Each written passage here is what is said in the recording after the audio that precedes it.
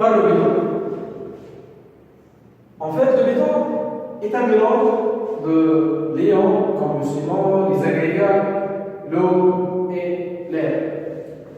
Il a une bonne résistance en compression simple, une mauvaise résistance en traction. Donc, le béton, il est fort en compression, mais il est faible en traction. Son poids volumique pour le béton seul varie de 22 jusqu'à 24 kN par mètre cube. Par contre, pour le béton armé, c'est égal généralement 25 kN par mètre cube. Pour le coefficient de dégradation thermique, il a un coefficient de dégradation identique à celui de l'acier, qui est égal à 10 puissance 5 par 10 6. La résistance du béton, en fait, on identifie deux valeurs importantes de la résistance caractéristique du béton. La résistance à la compression et la résistance à la traction. Puisque le béton est fort en compression, donc on va commencer par la résistance en compression.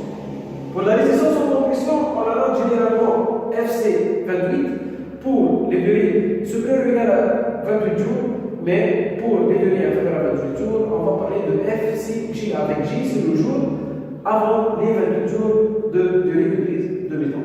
Donc lorsque là, j'ai inférieur à 28 jours, on va parler de FCJ. Elle est égale pour FC28 inférieur ou égal à 40 MPa, FC28 fois J sur 4,76 plus 0,83 fois J. Par contre, pour FC28 supérieur strictement à 40 MPa, on a FC28 fois J sur 1,4 plus 0,95 fois J. Par contre, pour la résistance en traction pour le béton, elle est faible, mais on ne la néglige pas. Quand même, ça sert pour aider les aciers ensuite pour l'action mécanique de traction simple. Donc, l'FDJ est égal à 0,6 plus 0,06 fois FC28. Donc, on passe vers la suite, vers le diagramme de contrainte de déformation sous sollicitation de compression de béton. Donc, à l'état limite ultime, on considère le diagramme contrainte sigma BC en mégapascal en fonction de la déformation de béton comprimé premier, c'est pas pour soi, attention. Donc, le diagramme réel de la courbe de contrainte de déformation en fonction de la déformation du béton comprimé va avoir une allure comme ça. Donc, une allure parabolique, purement parabolique. Donc, c'est le diagramme réel. Le valeur maximale de sigma BC en mégapascal, c'est FCJ, la résistance à la compression, au jour J. Donc, les chercheurs dans ce domaine ont essayé de trouver un diagramme réglementaire plus simplifié en ayant une partie parabolique dans la première partie pour une déformation qui ne dépasse pas 2 pour 1000, et après la déformation de 2 pour 1000 jusqu'à 3,5 pour 1000, on a une partie rectangulaire simplifiée avec un valeur maximale de FDU pour la courbe de contrainte de déformation. Donc, sigma BC, c'est la contrainte de compression de le béton. La déformation epsilon BC, c'est la déformation unitaire du béton. FCJ, c'est la résistance caractéristique à la compression à G jour. FBU, donc, c'est la résistance conventionnelle ultime à la compression. FBU, la résistance conventionnelle, puisqu'il s'agit d'un diagramme conventionnel. Donc, elle est égale à 0,85 multiplié par FCJ sur θ fois gamma B, quelle que soit une déformation qui est dans cette zone, dans la partie rectangulaire qui est située entre 2 pour 1000 et 3,5 pour 1000. Donc, gamma B, elle est égale à 1,5 ou 1,15. 1,5 pour le cas général ou pour le combinaison fondamentale, 1,15 pour le cas des combinaisons accidentelles. Par contre, θ, elle varie entre trois valeurs, 1, 0,9 et 0,25. Elle est égale à 1 dans le cas d'une application de charge qui dépasse les 24 heures, qui dépasse les jours. 0,9 pour une durée d'application de charge située entre 1 heure et 24 heures. Et 0,85 pour une durée d'application de charge moins d'une heure. Maintenant, on va parler du diagramme comptable de formation pour l'état des services. En fait, à l'état des services, on n'a pas une simplification dans la courbe de contrainte de déformation. Par contre, on va conserver le diagramme réel. Le diagramme réel, donc, à l'état des services, il a une allure tout à fait différente de l'état effective. En fait, on a une partie qu'on peut l'assimiler à une droite linéaire stabilité et on va voir le comportement parabolique du diagramme réel. Donc, comme il est indiqué dans notre cas, donc FCJ, c'est le valeur maximale de courbe de diagramme réel comme avec la limite. Par contre, pour l'état de service, on n'a pas de simplification du diagramme. On va avoir simplement sigma principal. En fait, dans les calculs à l'état de service, on va limiter la contrainte de complétion du temps simplement au 0,6 fois FCJ en considérant cette partie comme une partie linéaire. Donc, si on va avoir le dessin suivant, c'est la section droite de la section de béton armé. Donc, cette partie consiste, la partie comprimée du béton, cet axe c'est l'axe neutre, c'est le diagramme de déformation de cette section droite et le diagramme de contrainte. Le diagramme de contrainte, il a une allure d'un triangle. C'est tout à fait simple puisque on a assimilé cette partie à une partie linéaire. Donc, on va avoir un comportement qui est vraiment. Dans la suite, on va entamer la partie de déformation de béton. En fait, le béton présente deux types de déformations. Une déformation longitudinale et une déformation transversale. L'une longitudinale dans le sens de longueur et l'autre transversale dans le sens de largeur. Donc, on note T la durée des applications du stage. Donc, pour la déformation longitudinale, si T est supérieure à 24 heures, elle est inférieure à 24 heures, donc EIJ, le module de déformation longitudinale est égal à 11 000 fois FCJ à puissance 1 tiers. Elle est exprimée en mégapascal et si vous indiquez que ça, c'est instantané. Par contre, pour le cas d'application d'une durée d'application de charge supérieure à 24 heures, donc on va avoir un module d'élasticité, module de déformation, qui est égal à 3700 fois FCG en puissance 1 tiers, plus le module de déformation pour T inférieur à 24 heures. Donc, pour T supérieur à 24 heures, cette partie plus 3700 fois FCG en puissance 1 tiers. Nu, c'est pour indiquer le terme, c'est différé. Par contre, pour la partie transversale, on définit le coefficient de Poisson. En fait, le coefficient de Poisson, où on parle en anglais aussi de Poisson ratio, il est égal au gonflement transversal par rapport à raccourcissement longitudinal pour avoir finalement un coefficient de Poisson. Généralement, pour le béton armé, on prend un coefficient de Poisson qui est égal à 0,2.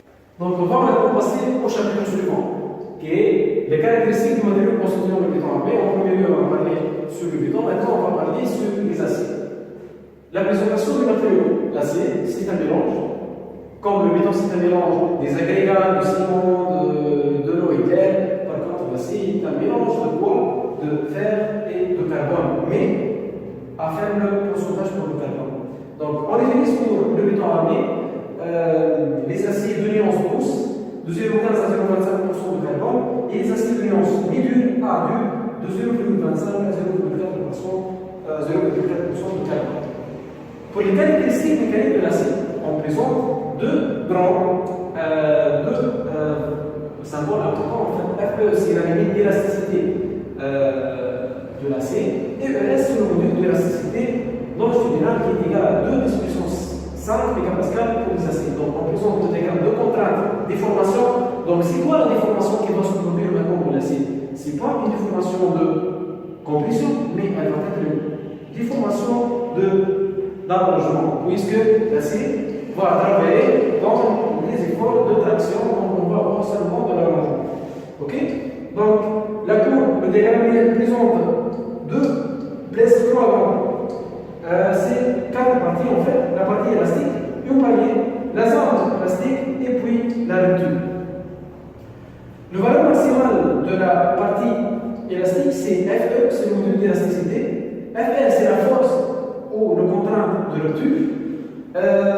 Donc pour la limite de déformation ou d'allongement pour la zone élastique c'est 0,2% qui est égal à 2 pour 1000 pour le cas du courbe de contrainte de déformation du béton. Donc la palier elle va être jusqu'au 1%. 10% correspond à la valeur de la force, de la contrainte de rupture, et c'est la courbe de contrainte de déformation pour le cas des acides. Donc, on va parler maintenant sur la classification des acides de méthyl pour le cas du béton armé. Donc, on va avoir trois types des acides pour le béton armé. Le premier type, c'est l'aéronis, le symbole FiOAL. Donc, ils sont disponibles dans le marché sous forme d'aéronautes pour de diamètre 6 ou de diamètre 8 avec des limites d'élasticité de 215 et 235 mégapascales. On présente aussi les armatures à haute adhérence de symbole CHA. Ils sont disponibles sous forme des barres de longueur de 12 mètres. Donc, les limites d'élasticité varient de 400 et de 500 mégapascales. Maintenant, on présente les télésouliers. Les télésouliers sont de forme dièse dans les points de coffrage. Donc, il peut être fait sous forme des aciers en lisse, donc TSL, ou des aciers haute adhérence, TSHA. On présente maintenant le diagramme de contrainte de déformation de l'acier. En fait, le diagramme de contrainte de déformation, c'est le premier diagramme qu'on a eu pendant le chapitre, et on va avoir une simplification, comme dans le cas du béton. Donc, la simplification consiste à prendre seulement presque la partie élastique et la palier qui arrive jusqu'à 10%, qu'on a eu en premier lieu dans le chapitre caractéristiques des matériaux constituant le béton armé pour le cas des aciers. Et on va avoir une simplification. Cette simplification à l'économie ultime consiste à avoir un moment maximal qui est égal à la FSU. C'est quoi la FSU en fait? La FSU, c'est la résistance caractéristique de l'acier. FSU est égal à F sur gamma S. Et gamma S peut avoir deux valeurs. Gamma S est égal à 1,15 pour le cas des combinaisons fondamentales. Et gamma S est égal à 1 pour le cas des combinaisons accidentelles. Donc la déformation élastique qui correspond la déformation qui correspond à la valeur maximale de la courbe de diagramme réglementaire, elle est égale à F sur gamma S fois ES. Et on va voir un exemple. Par exemple, pour l'acier d'élasticité 500 mégapascales, on va avoir epsilon égale à 500 sur gamma S, combinaison fondamentale, 1,15 fois ES. On a dit que ES, la degré d'élasticité de l'acier, est égal à 2 puissance 5 mégapascales pour avoir finalement la déformation élastique de l'acier égale à 2,17 fois 10 à la puissance moins 3. Donc, maintenant, on va passer vers les contraintes admissibles à l'état de service. En fait, pour vérifier sigma acier, la contrainte de traction de l'acier, à l'état de service, on doit considérer deux types de fissuration. En fait, trois types de fissuration peuvent se présenter. Le premier, c'est la fissuration peu préjudiciable. C'est quoi en fait la fissuration peu préjudiciable? La fissuration peu préjudiciable, c'est pour un milieu peu agressif. Un milieu qui est situé loin des paramètres qui vont nuire à la santé, que ce soit des aciers ou des béton. Des locaux couverts. Par exemple, un milieu qui est situé près de la mer n'est pas considéré comme un milieu peu préjudiciable. Il est un milieu fortement préjudiciable ou très préjudiciable. Donc, dans ce cas, aucune vérification n'est demandée pour le cas de fissuration peu préjudiciable. On passe maintenant au cas de fissuration préjudiciable.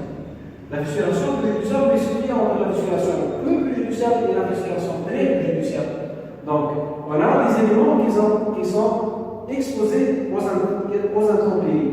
Aussi, on a des éléments exposés aux condensations et des éléments qui peuvent être alternativement noyés ou immergés en eau douce.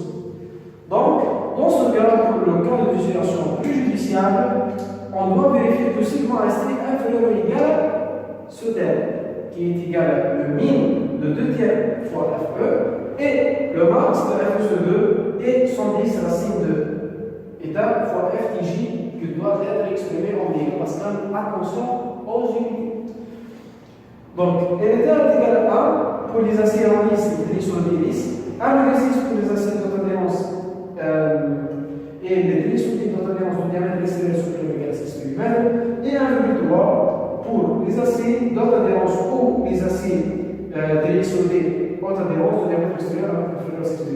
En fait, c'est quoi le diamètre extérieur?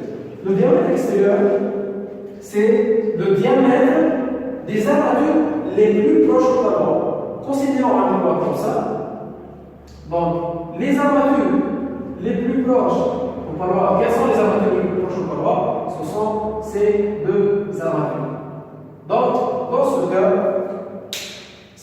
pour le cas de fissuration peu préjudiciable et la fissuration préjudiciable, et on va maintenant passer à la fissuration très préjudiciable et on va voir qu'est-ce qu'on doit faire. Ok, donc maintenant pour la fissuration très préjudiciable, on va définir c'est quoi la fissuration très préjudiciable. La fissuration très préjudiciable, elle est définie par un milieu agressif comme une structure qui est soumise à l'eau de mer ou une atmosphère marine. Atmosphère marine, c'est les gaz marins ou je ne sais pas, toute chose qui est en relation avec l'eau de mer. Donc, on doit vérifier dans ce cas que si on reste inférieur égal à 0, si le formule qu'on a défini dans notre cas pour la fissuration préjudiciable, et on doit vérifier que sigma extérieur est supérieur ou égal à que c'est pas sigma que le diamètre extérieur est supérieur ou égal à 8 mm. On va passer vers la suite, vers les dispositions constructives pour le béton. Donc, bienvenue pour la deuxième session de formation pour le deuxième jour de mercredi 7 11 2018. Donc, la formation est répartie sur 2 jours, hier le mardi le 6 et aujourd'hui le mercredi. Donc, aujourd'hui on va parler sur les dispositions constructives des aciers. En fait, si on va avoir une coupe transversale de notre poudre, on va avoir comme suit. En fait, on va disposer tous les barres qui sont groupés dans cette poudre. Donc, on a filet tout ce qui est armature longitudinale, filet tout ce qui est armature transversale ou le câble, CLC l'enrobage des armatures longitudinales et les suivis entre l'extrémité du poutre et l'extrémité droite du bar transversal. Donc, c'est l'enrobage des armatures transversales et les suivis entre l'extrémité basse des armatures transversales et l'extrémité du poutre. Et on a A et B, en fait, pour les armatures longitudinales qui sont groupées. Donc, on a A qui est le largeur et B c'est la longueur des armatures du groupe des armatures. Donc, comme on a dit, filet c'est le diamètre des armatures longitudinales, filet c'est le diamètre des armatures transversales, C c'est l'enrobage, il est égal à 5 cm pour la fissuration préjudiciable, il est égal à 3 cm pour la fissuration préjudiciable, et il peut aussi être égal à 2 cm pour le cas OFC d'intégrité supérieure à 40 mégapascal, il est égal à 1 cm pour la fissuration peu préjudiciable pour la fissuration exposée aux paramètres qui sont intensifiés. Donc, CL, ce paramètre-là, il est égal, il est en fait quoi? C'est l'enrobage des barres longitudinales, il est égal à phi L, le diamètre des armatures longitudinales pour le cas des barres isolées comme ce cas, et il est égal à la largeur A pour le cas des armatures groupées. Et il faut vérifier aussi une condition pour CL, que CL est égal à le max entre C, l'enrobage des armatures transversales, et A pour le cas des armatures groupées. On va parler sur d'autres vérifications à faire. On a une section droite d'une poutre. Donc, cet rectangle en bleu sont des paquets de barres ou des barres isolées. Donc, on définit les dimensions suivantes. B, c'est la largeur du paquet. B, c'est la longueur du paquet. EV, c'est l'espacement vertical. B, c'est le même entre les deux paquets. CL, donc c'est l'enrobage des armatures longitudinales. A, c'est la largeur des paquets. CL, c'est la même chose. Et EH, c'est l'espacement horizontal.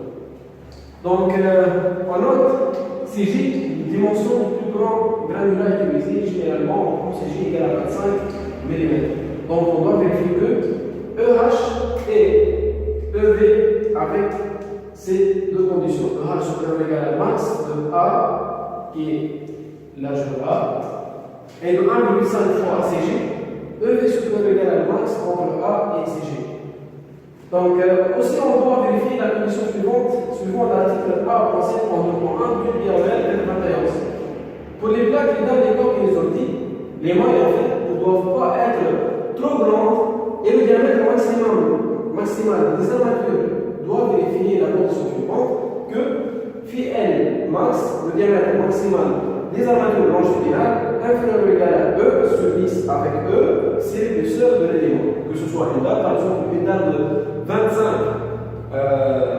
cm, donc 210 mm, 210 divisé par 10, donc on peut trouver le diamètre maximal des armatures longitudinales. Pour les poutres, en fait, les armatures transversales cette fois, ils doivent vérifier la condition suivante que phi supérieur ou égal à 1, le doigt inférieur, entre le diamètre des armatures longitudinales H sur 35, B0 sur 10, avec attention, H c'est la hauteur de la poutre, B0 c'est sa largeur. Donc maintenant, on va vérifier notre paramètre. Donc on doit vérifier que les mailles ne doivent pas être trop grandes. On a droit RG, le million moyen des armatures, des mailles d'armature. Donc pour le cas des granulats, en fait, on a deux types de granulats. Si on va revenir aux essais expérimentaux du type matériaux, donc on peut avoir deux types de granulats à l'aide du DP de Los Angeles. Donc on peut avoir des granulats roulés et des granulats concassés. Donc pour le cas des granulats roulés, on doit vérifier que RG, le rayon moyen des mailles d'armature, doit vérifier que RG supérieur ou égal à CG sur 1,4. On a parlé sur le fichier, donc CG est égal, dans le cas général, est égal à 25 mm. Pour le granulat concassé, RG est supérieur ou égal à CG sur 1,2. Maintenant, on va passer vers le dernier type de vérification, suivant l'article A.7.4 de BAOL 91. Donc, on doit vérifier la poussée au vide. Donc, si on se dispose de ces trois types de poudre, là-bas, ce qui est dessiné en bleu consiste des armatures transversales. Donc, des armatures transversales, l'une droite, l'autre droite avec ce qu'on appelle une ligature, comme un fil d'attache qui va attacher les armatures transversales, et finalement, les armatures transversales, mais qui sont en fait inclinées d'une inclinaison que varie en fait du type de calcul, elle peut être 125 degrés, 90 degrés, 180 degrés, donc il y a plusieurs types de crochage des armatures transversales. Donc, dans ce cas, si on va avoir par exemple un effort de traction sur les armatures transversales, donc cette traction, elle va créer une poussée au vide. Cette poussée au vide, donc les armatures transversales, de cette façon-là, donc une poussée au vide, et cette poussée, elle peut éclater le béton de certaines régions. Donc, on va risquer d'éclatement de béton et de sortir des armatures transversales de cette cas. Donc, ce type, suivant l'article A.7.4, de disposition constructive est incorrecte. Par contre, dans ce cas, si on va avoir un effort de traction T, donc une poussée au vide, mais cette poussée au vide elle est protégée par l'insertion des ligatures. Ce sont des ligatures, on les appelle ligatures, qui vont protéger les armatures transversales contre la sortie et contre l'éclatement du béton. Donc, ce type de disposition constructive, suivant l'article A.7.4 du BAOL 91, est correct. Dans le dernier cas, on a fait une inclinaison qui l'angle θ. Bon, ce cas θ est égal à 90 degrés. Donc, ici, on va faire une inclinaison et on va avoir le type de cas suivant l'article 1.7.4 du BAOL 91. Ce type de disposition constructive est correct. Pourquoi? En fait, si on va avoir de même chose, une traction T, donc une poussée au vide, mais cette poussée, elle ne va pas en fait affecter les parois du poutre et même les armatures transversales, ils ne risquent pas de sauter. Donc, ce type de dispositions constructives, ce sont correctes, par contre, ce type n'est pas. Donc, وصلنا للنهاية تاع الكور دو فورماسيون هذا. إن شاء الله نكون زدتكم حاجة جديدة، وإن شاء الله نكون عاونتكم على الأقل في النوسيون دو باز تاع الكالكول تاع البيتون أرمي. لو كان عجبكم بالطبيعة الفيديو، معناكم كان تعملوا سبسكرايب في الشانل تاعنا ثينك تك، اللي هو ان سونتر دو فورماسيون اللي يعطي دي فورماسيون في tous les domaines du génie civil, mécanique, réseau, chimie, de procédés, أي حاجة معناها اللي هي علاقة بالدومين تاع الانجينيوري والماتورونس اندستريال زادة. السونتر موجود مقابل الكلينيك بالضبط فوق المكتب تاع الصفاقسي. دونك لو كان عجبكم الفيديو اعملوا سبسكرايب، لايك وشير زادة باش يكثر النمبر تاع السبسكرايبرز والفولورز. ولو كان بالطبيعة عجبكم الفيديو بوركوا با خلونا دي كومنتير انكم مثال تحبوا حاجة معينة في البيتون أرمي، مثال نزيدوا نعملوها، مثال ندخلوا أكثر في الكومبورتمون ميكانيك، نعملوا دي زابليكاسيون دي دوفوار كوريجي بوركوا با. دونك هذه كانت انيسياتيف. أي إنسان يشوف في نفسه القدرة أن معناها باش ينجم يعطي كور جراتوي معناها للناس في أي دومين دو جيني وإلا مش دو جيني، في أي دومين حصيلو بوركوا با ينضم معنا للمجموعة ويولي يقدم دي كور معناها يعرف روحه اللي هو كابابل دو فير الحكاية هذي. حصيلو يعطيكم الصحة وشكرا على المتابعة.